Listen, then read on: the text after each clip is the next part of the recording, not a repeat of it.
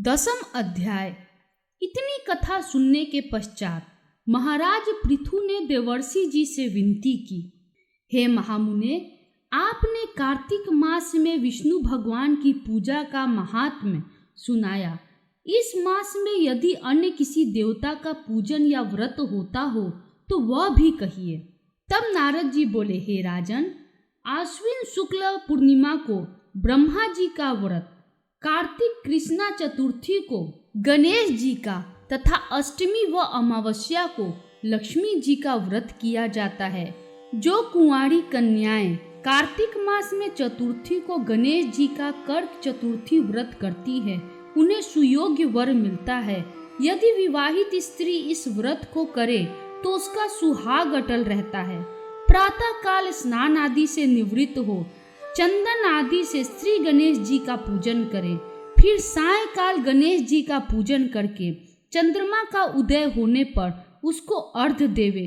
तत्पश्चात उत्सव मनाते हुए भोजन करें।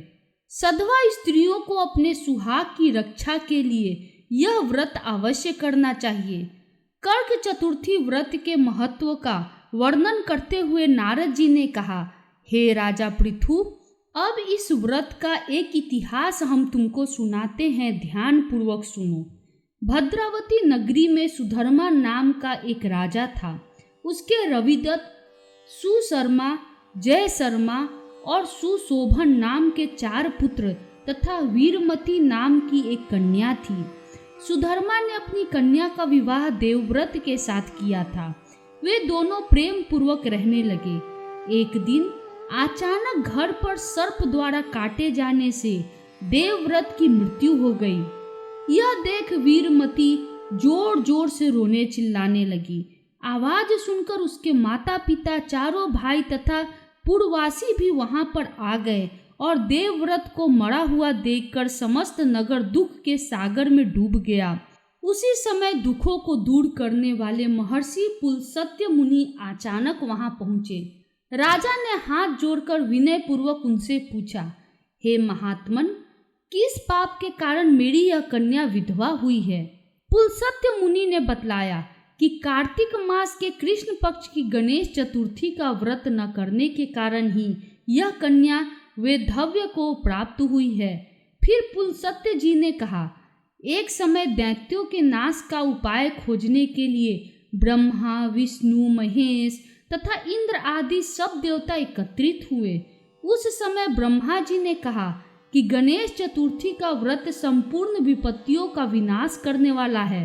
तब सब देवताओं ने कार्तिक कृष्णा चतुर्थी का व्रत किया, जिससे दैत्यों पर विजय प्राप्त हुई। विजय होने के बाद समस्त देवताओं ने गणेश जी से कहा कि वर मांगो।